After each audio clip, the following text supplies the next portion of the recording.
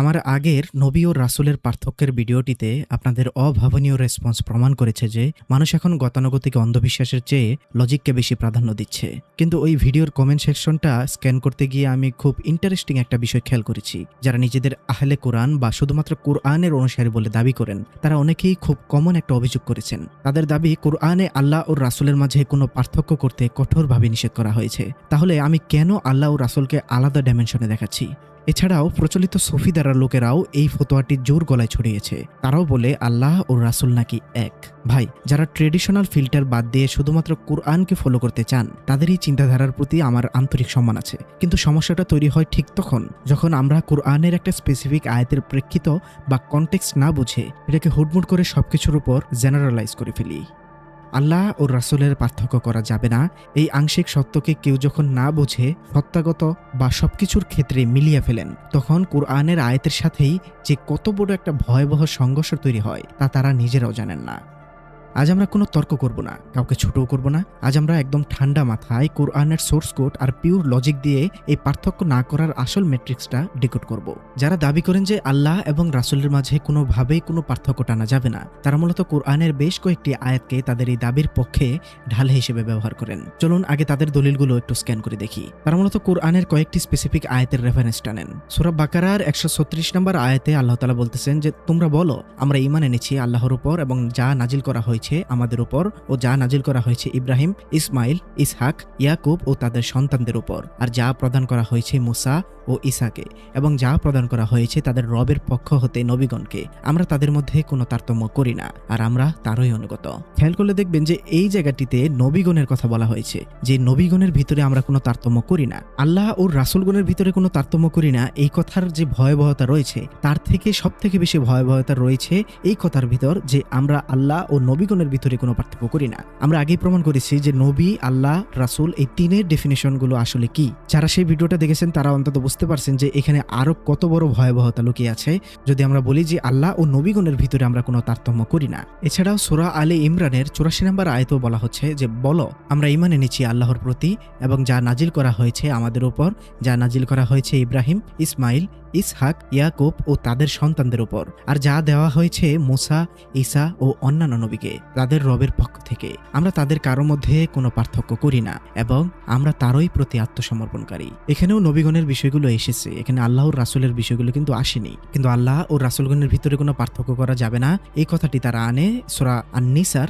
150 নম্বর আয়াত থেকে। আল্লাহ এখানে বলেছেন যে, নিশ্চয় যারা আল্লাহ ও তার রাসূলগণের সাথে কুফরি করে এবং আল্লাহ ও তার রাসূলগণের মধ্যে পার্থক্য করতে চায় এবং বলে আমরা কতককে বিশ্বাস করি আর কতকের সাথে কুফরি করি, এবং তারা এর মাঝামাঝি একটি পথ গ্রহণ করতে চায়, এরই সাথে তারা 152 নম্বর আয়াতটি সব থেকে বেশি দেখায়। সেটা হলো, আর যারা আল্লাহ ও তার রাসূলগণের প্রতি ঈমান এনেছে এবং তাদের কারো মধ্যে কোনো পার্থক্য করেনি, তাদের অচিরেই তিনি তাদের প্রতিদান দিবেন এবং আল্লাহ ক্ষমাশীল, পরম দয়ালু। এই আয়াতগুলো দেখিয়ে তারা সাধারণ মানুষের সামনে যে কনসেপ্টটা দাঁড় করান তা হলো, দেখুন, আল্লাহ তো নিজেই কোরআনে কঠোরভাবে নিষেধ করেছেন আল্লাহ ও রাসূলের মাঝে কোনো পার্থক্য করতে। সুতরাং আল্লাহ এবং রাসূলের মাঝে কোনো দেয়াল টানা যাবে না, তাদের একদম এক করেই দেখতে হবে। আপনি যদি কোনো পার্থক্য খোঁজেন তাহলে তো আপনি কোরআনের আয়াতই অমান্য করলেন। প্রাথমিকভাবে দেখলে মনে হবে তাদের দাবিটি তো 100% লজিক্যাল এবং কোরআন সম্মত, কিন্তু আসল ঘটনা কি সেটাই? আসুন এবার তাদের সেই দলিলগুলোকে একটু কোরআনের স্ক্যানারেই ফেলি।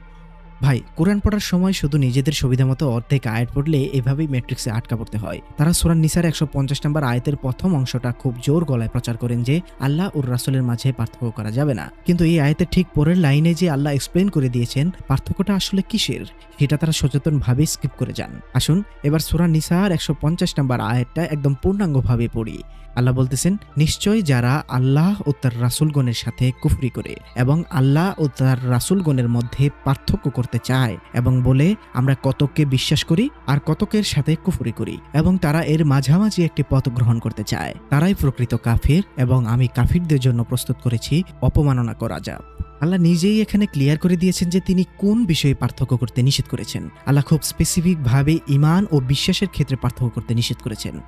জাস্ট দেখুন, শেষে বলাই হচ্ছে যে তারা পার্থক্য করতে চায়, যে কি বিষয়ে তারা পার্থক্য করতে চায়। আমরা কতককে বিশ্বাস করি, অর্থাৎ কিছু রাসূলকে বিশ্বাস করলাম, বা আল্লাহকে বিশ্বাস করলাম, রাসূলকে বিশ্বাস করলাম না, বা ঈসা আলাইহিস সালামকে বিশ্বাস করলাম, মুসা আলাইহিস সালামকে বিশ্বাস করলাম, কিন্তু মুহাম্মদ সাল্লাল্লাহু আলাইহি সাল্লামকে বিশ্বাস করলাম না। অর্থাৎ আমরা কাউকে বিশ্বাস করলাম আর কাউকে বিশ্বাস করলাম না, এবং তারা এর মাঝামাঝি একটি পথ গ্রহণ করতে চায়। অর্থাৎ আমরা আল্লাহকে বিশ্বাস করলাম কিন্তু রাসূলকে বিশ্বাস করলাম না, একটা মাঝামাঝি পথ গ্রহণ করলাম। তো এই জায়গাতে আল্লাহ তাআলা বলতেছে যে এই বিশ্বাসের ক্ষেত্রে কোনো পার্থক্য করা যাবে না। আল্লাহ একদম স্পেসিফিক ভাবে এই ইঙ্গিতটা এখানে দিচ্ছেন। এটা পুরোপুরিভাবে সত্তাগত দিক দিয়ে পার্থক্য করা যাবে না, এমন কথা কিন্তু বলা হচ্ছে না। ইতিহাস ঘাটলে দেখবেন ইয়াহুদি বা খ্রিস্টানরা আল্লাহকে মানত, কিন্তু রাসূলদের ক্ষেত্রে তারা পার্থক্য করত। তারা মুসা আলাইহিস সালামকে বা ঈসা আলাইহিস সালামকে মানত, কিন্তু মুহাম্মদ সাল্লাল্লাহু আলাইহি সাল্লামকে মানত না। আল্লাহ এই আয়াতে সেই বিশ্বাস বা ঈমানের পার্থক্যটাকেই বাতিল করেছেন। আল্লাহ বলছেন, ঈমান আনার ক্ষেত্রে আল্লাহর চেইন অফ মেসেঞ্জারদের সবাইকে মানতে হবে, কাউকে বাদ দেওয়া যাবে না।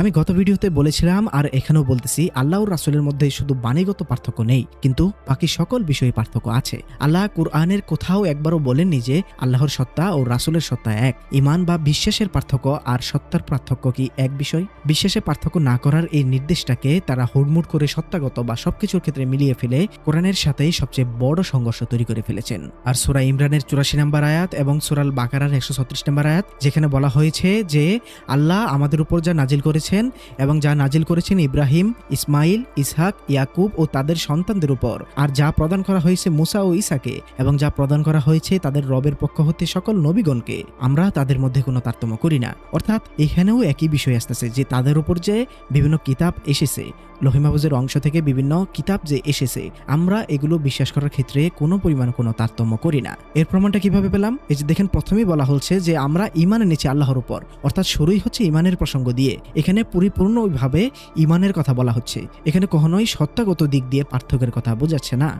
তাহলে এখন প্রশ্ন হলো, কুরআনের ক্যালকুলেশন অনুযায়ী আল্লাহ ও রাসূলের মাঝে আসলে কোন জায়গায় কোনো পার্থক্য নেই? এর উত্তরটা বুঝতে হলে আপনাকে দুটো ডাইমেনশন বুঝতে হবে। একটি হলো বাণী বা বিধানগত দিক, এবং আরেকটি হলো সত্তাগত দিক। প্রথমত বাণী বা বিধানগত দিক। কোরআনের লজিক অনুযায়ী বাণী বা কমান্ডের দিক দিয়ে আল্লাহ এবং রাসূলের মাঝে কোনো আক্ষরিক অর্থেই 0% পার্থক্য আছে। কারণ রাসূল কোনো ফিজিক্যাল শরীর বা সত্তার নাম নয়। রাসূল হলো একটা ডিউটি বা ডেজিগনেশন।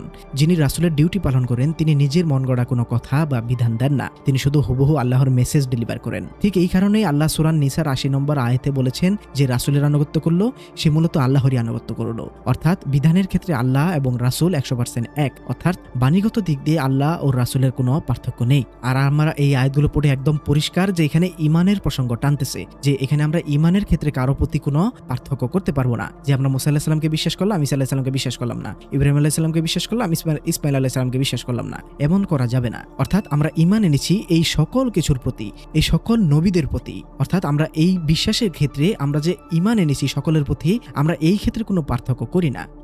দ্বিতীয়ত যে দিকটা আমি বললাম সেটা হলো সত্তাগত দিক, অর্থাৎ এন্টিটি। সমস্যাটা বাধে আসলে এখানেই। বিধানের এই এক হওয়াটাকে যখন কিছু মানুষ সত্তাগত দিক থেকে এক বানিয়ে ফেলে, তখন কোরআনের দৃষ্টিতে সবচেয়ে ভয়াবহ ব্লান্ডারটা তৈরি হয়। সত্তাগত দিক থেকে আল্লাহ হলেন খালেক, সৃষ্টিকর্তা, আর যিনি রাসূলের ডিউটি পালন করেছেন তিনি হলেন মাখলুক বা আল্লাহর সৃষ্টি করা একজন রক্তে মাংসের মানুষ। শুধু তিনি যখন কিতাব প্রচার করেন তখন তিনি ডিউটিতে থাকেন। সবথেকে বড় কথা হলো আল্লাহ হলেন বার্তা প্রেরক আর রাসূল হলেন বার্তা বাহক ও প্রচারক। তাই এখানেই তো পার্থক্য দেখা যাচ্ছে। এতক্ষণ পর্যন্ত মনে হতে পারে যে আমি কি হাওয়াই কথা বলছি। চলুন কোরআন দিয়ে আসলে স্ক্যান করি।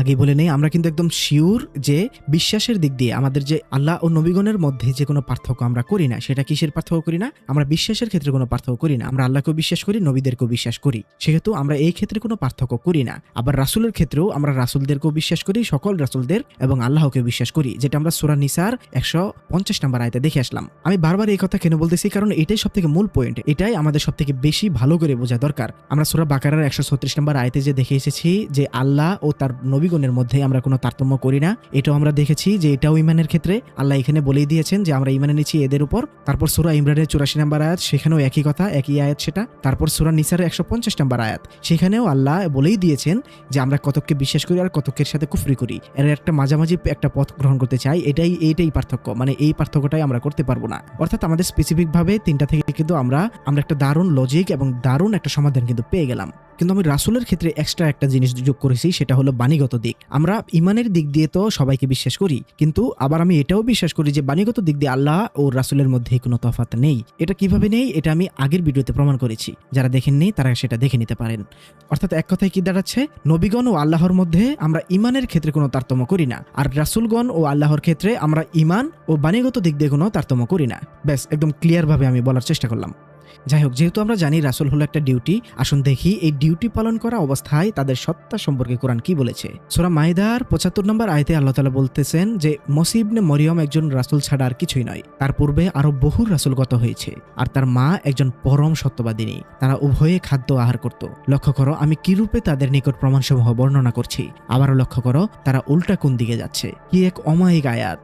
তবে ভাই একটু লজিকটা জাস্ট খাটান। যিনি রাসূলের ডিউটি পালন করছেন তার শরীর বাঁচানোর জন্য খাবার খেতে হয়, কিন্তু সুপ্রিম ক্রিয়েটর আল্লাহর কি খাবারের প্রয়োজন আছে? না। তাহলে সত্যাগতভাবে আল্লাহ এবং রাসূল কি এক হলেন? একদমই না। আর আমরা তো গত ভিডিওতে প্রমাণ করেছি যে নবী বার্তা রিসিভ করেন, প্রচার করেন না, কিন্তু যখন প্রচার করেন তখন তিনি রাসূলের দায়িত্ব পালন করেন। তাহলে ব্যক্তি তো একজনই হলো, তাই না? বাংলাদেশের প্রধানমন্ত্রী যখন ডিউটিতে থাকেন তখন তার প্রত্যেকটি সংশ্লিষ্ট কথা হলো দেশের সবার জন্য পার্থিব জীবনের বিধানস্বরূপ, কিন্তু যখন বাসায় গিয়ে ছেলে মেয়ে বা নাইনাত্রীর সাথে সে খেলাধুলা করে আর কথা বলে, তখন কি তার কথা দেশের কোনো আইন বা তার কথা কি আমাদের সবার জন্য মানার প্রয়োজন আছে? একদমই না। এছাড়াও সূরা ইব্রাহিমের ১১ নম্বর আয়াতে আল্লাহ তাআলা বলতেছেন যে তাদেরকে তাদের রাসূলগণ বলল, আমরা তো কেবল তোমাদের মতোই মানুষ, কিন্তু আল্লাহ তার বান্দাদের মধ্যে যাকে ইচ্ছা অনুগ্রহ করেন, আর আল্লাহর অনুমতি ছাড়া তোমাদের কাছে প্রমাণ নিয়ে আসার সাধ্য আমাদের নেই, আর কেবল আল্লাহর উপরেই মুমিনদের তাওয়াক্কুল করা উচিত। অর্থাৎ রাসূলের ডিউটি যাদের দেওয়া হয় সত্যাগতভাবে তারা মানুষই অর্থাৎ বাশার থাকেন। আল্লাহর সত্তার সাথে তাদের সত্তার কোনো তুলনাই চলে না। তারা জাস্ট বাণীগত দিক দিয়ে এক হয়ে যান। ভাই, কোরআনের ক্যালকুলেশনগুলো খুব সিম্পল এবং ক্লিস্টার ক্লিয়ার। আল্লাহ এবং রাসূলের মাঝে কোনো পার্থক্য নেই শুধুমাত্র বিধান বা বার্তার ক্ষেত্রে, কিন্তু সত্তা বা অস্তিত্বের দিক থেকে আল্লাহ সুপ্রিম ল গিভার, আর রাসূল হলেন তার নির্দেশিত ডেলিভারি চ্যানেল। আল্লাহ হলেন প্রেরক আর রাসূল হলেন প্রচারক। যারা এই দুটো ডাইমেনশনকে গুলিয়ে ফেলেন তারা মূলত পার্থক্য না করার নামে আল্লাহ এবং রাসূলকে সত্তাগতভাবে এক বানিয়ে ফেলেন, আর এর ফলে তারা নিজেদের অজান্তেই কোরআনের সাথে হাজারটা নতুন সংঘর্ষ থিওরি তৈরি করে ফেলেন। ভাই ও বোনেরা, এখন এই পর্যায়ে এসে অনেকেই হয়তো তাদের তনিরের শেষ তীরটি ছুটবেন। সূরা নিসার ৮০ নম্বর আয়াতের রেফারেন্স দিয়ে বলবেন, আল্লাহ তো স্পষ্ট বলেছেন যে রাসূলের আনুগত্য করলো সে মূলত আল্লাহরই আনুগত্য করলো, তাহলে তো তারা একই হয়ে গেল, আপনি আলাদা করছেন কেন? ভাই, ঠিক এই জায়গাটাতেই আমরা গতানুগতিক অনুবাদের সবচেয়ে বড় ইলুশন বা ধোকায় পড়ে যাই। আনুগত্য এক হওয়া মানে কি সত্তা বা এন্টিটি এক হওয়া? একটা সিম্পল ইউনিভার্সাল লজিক দিচ্ছি, একটু রিয়েলিটি চেক করুন। ধরুন দেশের সুপ্রিম লিডার বা প্রেসিডেন্ট তার একজন বিশ্বস্ত দূত বা অ্যাম্বাসেডরকে একটি লিখিত নির্দেশ দিয়ে জনগণের কাছে পাঠালেন। এখন জনগণ যদি সেই দূতের নির্দেশ মানে, তার মানে কি তারা স্বয়ং প্রেসিডেন্টের নির্দেশ মানছে না? 100% তাই। কিন্তু এর মানে কি এই যে ওই দূত আর প্রেসিডেন্ট সত্তাগতভাবে একই ব্যক্তি হয়ে গেছেন? ওই দূত কি কাল থেকে প্রেসিডেন্টের দাবি করতে পারবেন? কখনোই না। ঠিক তেমনি কুরআনে আল্লাহ হচ্ছেন সুপ্রিম অথরিটি বা কমান্ড সেন্টার, আর রাসূল হলেন সেই কমান্ড ডেলিভার করার ডিজিগনেশন বা অ্যাম্বাসেডর। রাসূলের আনুগত্য করা মানে আল্লাহর আনুগত্য করা, কারণ বিধানটা সম্পূর্ণ আল্লাহর। রাসূলের নিজস্ব কোনো বিধান বা ল মেকিং পাওয়ার নেই, কিন্তু তার মানে এই নয় যে আল্লাহ আর রাসূল সত্তাগতভাবে এক হয়ে গেছেন।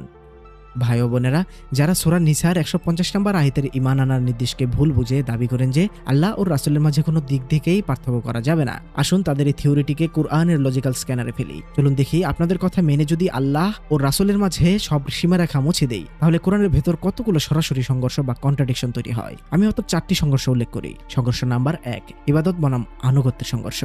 কোরআনে আল্লাহ বারবার বলেছেন যে তোমরা আল্লাহর আনুগত্য করো এবং রাসূলের আনুগত্য করো। বাণীগত দিক থেকে আল্লাহ ও রাসূলের আনুগত্য এক, কিন্তু কুরআনে কি একবারও বলা হয়েছে তোমরা আল্লাহর ইবাদত করো এবং রাসূলের ইবাদত করো? কখনোই না। সূরা ফাতিহাতে আমরা স্পষ্ট ঘোষণা দেই, ইয়াকা নাবুদু, আমরা শুধুমাত্র তোমার ইবাদত করি। যদি আপনারা আল্লাহ ও রাসূলের মাঝে কোনো পার্থক্যই না রাখেন, তাহলে আনুগত্যের মতো ইবাদতের ক্ষেত্রেও তো দুজনকে এক বানিয়ে ফেলতে হয়, আর সেটা করলে কুরআনের বেসিক তৌহিদি তো শিরকের সাথে ক্র্যাশ করছে।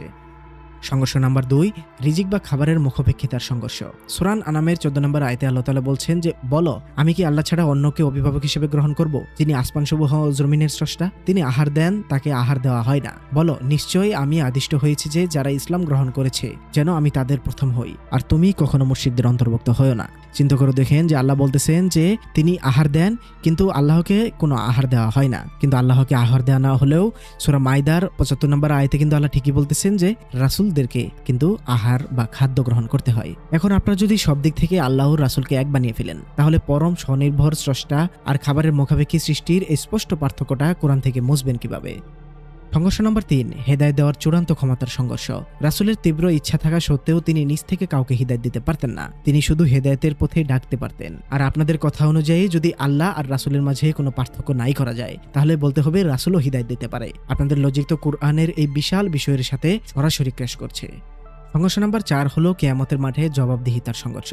সূরা আল মাইদার 109 নম্বর আয়াতে আল্লাহ তাআলা বলছেন যে, স্মরণ করো যেদিন আল্লাহর রাসূলগণকে একত্র করবেন, অতঃপর বলবেন তোমাদেরকে কি জবাব দেওয়া হয়েছিল। তারা বলবে আমাদের কোনো ইলম নেই, নিশ্চয়ই আপনি গায়েবী বিষয়সমূহের সর্বজ্ঞানী। ভাই একটু চোখ খুলে দেখুন, বিচারপতির আসনে বসে যখন সুপ্রিম ক্রিয়েটর আল্লাহ আর কাঠগড়ায় দাঁড়িয়ে আল্লাহর কাছে জবাবদিহি করছেন স্বয়ং আল্লাহর রসুলগণ, এরপর যদি কেউ বলে আল্লাহ ও রাসূলদের মাঝে কোনো পার্থক্য করা যাবে না, তাহলে কিয়ামতের দিন এই বিচার ব্যবস্থাই তো লজিক্যালি অর্থহীন হয়ে যায়। ভাই ও বোনেরা, কুরআনের ক্যালকুলেশন একদম নিখুঁত। আল্লাহ ও রাসূল 100%, তবে সেটা কেবল বাণী বা বিধানের ক্ষেত্রে। কিন্তু সত্তা, ক্ষমতা, ইবাদত এবং জবাবদিহিতার দিক থেকে আল্লাহ হলেন সুপ্রিম ল গিভার আর রাসূল হলেন তার নির্দেশিত ডেলিভারি চ্যানেল। এই পার্থক্য না করলে কোরআন পড়তে গিয়ে পদে পদে এমন লজিক্যাল সংঘর্ষ মাথায় ঢুকবে। ভাই ও বোনেরা, এই দাবিটা যে শুধু নামধারী কিছু কুরআন অনুসারীদের তা কিন্তু নয়। এই দাবিটা সর্বপ্রথম উঠে এসেছে প্রচলিত সুফিবাদীদের থেকে। তারাও একই কথা বলে যে আল্লাহ ও রাসূল এক। দেখুন, আসলে শুধুমাত্র কুরআন অনুসারী অথবা আহলে কুরআন নামে অনেকে ঢুকে গেছে। যত দল উপদল প্রচলিত আলেম সমাজকে ঘৃণা করে, অর্থাৎ আলেমদেরকে দেখতে পারে না, তারা সবাই এখন নিজেদের শুধু কুরআন অনুসারী দাবি করে। যেমন লালনপন্থীরাও কুরআন অনুসারীতে ঢুকে গেছে, সুফিবাদী পীর মুরিদি লাইনের লোকেরাও ঢুকে গেছে, অন্নি কুরআনির সহ আরো অনেক কিছু ঢুকে গেছে, যার জন্য আসল কুরআন অনুসারী পাওয়া বড় কঠিন হয়ে পড়তেছে। কারণ সবাই দাবি করতেছে তারা শুধু কোরআন মানে। তাই আমি বলবো, আপনারা যদি এখন বলেন যে ভাই আমরা ওই বাণীগত দিক থেকে যে পার্থক্য নেই সেটাই আসলে বোঝাতে চাই, তাহলে ভাই আপনারা মানুষকে সেটা না বলে বলতেছেন আল্লাহ ও রাসূলের পার্থক্য নাই। আপনারা কেন তাদের যেটা বোঝাতে চান সেটা বলতেছেন না? আর রইল প্রচলিত সুফিবাদের কথা, তারা অধিকাংশরাই আল্লাহ রাসূলকে একই মনে করে, কারণ তাদের একটা বিশ্বাস হলো সৃষ্টি স্রষ্টার রূপ। তাই তারা এত জোরালোভাবে বিষয়টা বিশ্বাস করে, যেগুলো নিয়ে ধীরে ধীরে দীর্ঘ আলোচনা করবো ইনশাল্লাহ। ইতিহাসের টাইমলাইনে একটু ফিরে থাকলে দেখবেন ঠিক এই পার্থক্য না করার ভুলটা করেছিল আগের জাতিগুলো। খ্রিস্টানরা ঈসা আলাইহিস সালামকে সম্মান দেখাতে গিয়ে আল্লাহর এত কাছাকাছি নিয়ে গেছিলেন যে তারা তাকে সত্যাগতভাবে আল্লাহর পুত্র বা আল্লাহরই অংশ বানিয়ে ফেলেছিল। তারা প্রেরক এবং প্রাপকের মাঝখানের দেয়ালটা ভেঙে ফেলেছিল। কুরআন আমাদের বারবার ঠিক এই ব্লান্ডারটা করতেই নিষেধ করেছে। সুতরাং কোরআনের সোর্স কোড খুব ক্লিয়ার, আল্লাহ একক এবং অদ্বিতীয়, তার কোনো সমকক্ষ নেই। আর রাসূলুল্লাহ হলেন সেই মনোনীত সম্মানিত মানুষ যাদের দায়িত্ব হলো আল্লাহর দেওয়া ওহী বা বিধান মানুষের কাছে পৌঁছে দেওয়া। তাই যারা পার্থক্য করা যাবে না বলে অন্ধের মতো সব ডাইমেনশন আল্লাহ এবং রাসূলকে এক করে ফেলেন, তারা মূলত কুরআনকে সম্মান করার জন্য নামে কুরআনিক বেসিক স্পিরিটাই ধ্বংস করেছেন। ইমানের পার্থক্য আর সত্তার পার্থক্যকে গুলিয়ে ফেলেছেন। অনেকে বলতে পারেন ভাই ওরা বাণীগত পার্থক্যই বোঝায়, তাহলে আমি বলবো দয়া করে দুই একটা পাগলের মুখোমুখি হন, দেখেন তারা কি বলে। আমি এমন মানুষও দেখেছি যারা একটু পরে পরে দোয়া করে রাসূলের কাছে, কারণ তার কাছে আল্লাহ ও রাসূল একই। ভাই ও বোনেরা, কুরআন কোনো ইমোশন বা অন্ধবিশ্বাসের বই নয়, এটা হচ্ছে অ্যাবসলিউট লজিকের সোর্স কোড। এটাকে পড়তে হবে ডাইমেনশন বুঝে, কোনো ট্রেডিশনাল চশমা দিয়ে নয়। ভাবতে থাকুন, নিজের ব্রেনের ব্লকগুলো ভাঙতে থাকুন। ইনশাল্লাহ দেখা হবে পরের কোনো ভিডিওতে। সে পর্যন্ত সবাই ভালো থাকুন, সুস্থ থাকুন। সবাইকে সালামুন আলাইকুম।